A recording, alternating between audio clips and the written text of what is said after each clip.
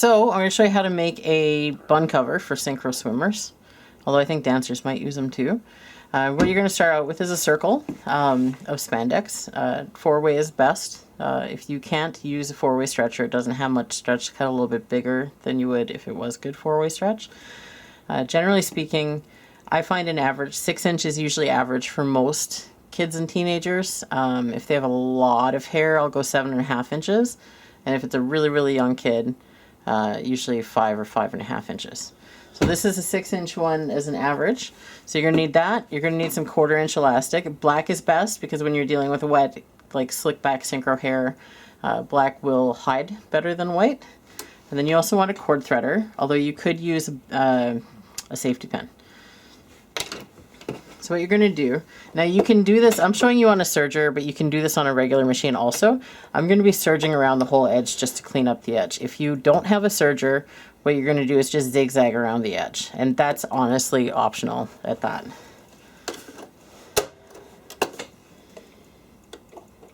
So I'm going to use a narrow width stitch. It's a neutral for the tension. And I'm going on number 3 out of 4 stitch length, so it's not super long, but it's also not a really short stitch. If it's a really short stitch, it's going to ruffle the end, and you don't want that. So I'm just going to go ahead and sew around the outside.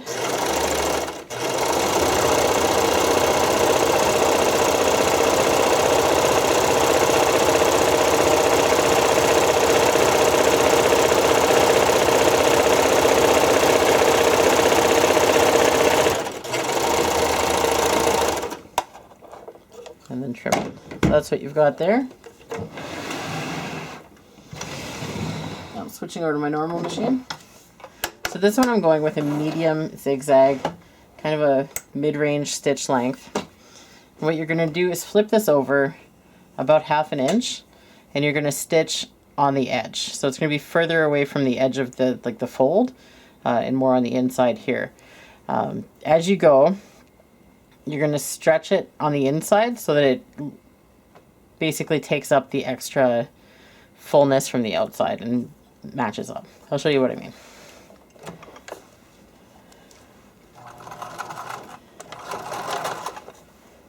So see, we've already got a lot of fullness there.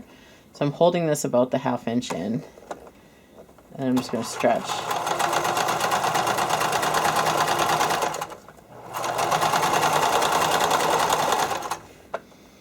So again, I'll go a little bit further, fold it in.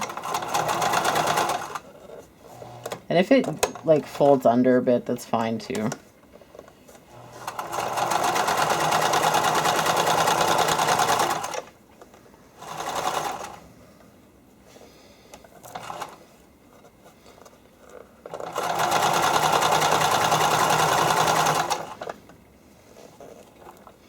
So as you see, because I'm stretching and incorporating the fullness as I go, I'm not going to be ending with a ton of extra input forward. But there is going to be a little bit, and this is going to be your opening for the elastic. So what I'll do is I'll just stitch over and seal it at the other end. So go like this. Stitch back and forth a few times.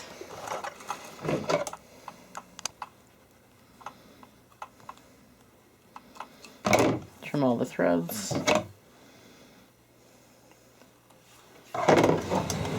Let's get rid of my sewing machine. So that's your base bun cover. Now, one thing I forgot to mention is if you're doing any applique on the bun cover itself, you're going to want to do that before you do the fold and stitch. I said I was going to do it with this. Now, these are a little bit of a pain because it's such a tight circle that you're working with. So it's actually, usually I prefer to use that for drawing anything through anything. But bun covers, it's actually a little bit easier to use a safety pin. So you're just going to run a safety pin through the end of the elastic. Now make sure you do it enough away from the cut end of the elastic that it's not just going to pull it through and wreck it. So you're going to feed it in through here.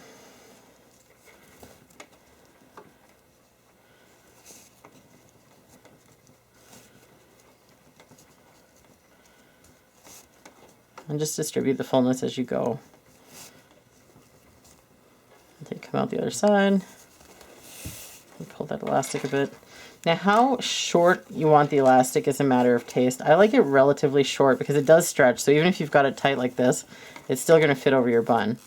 But you want enough that you can loop it around a couple times. Some people like it so there's like tons of it, and this is basically flat, but I don't.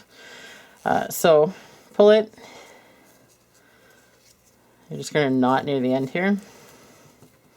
I like to keep everything stretched as I'm knotting, and I'll hold it and I'll stretch it from all ends.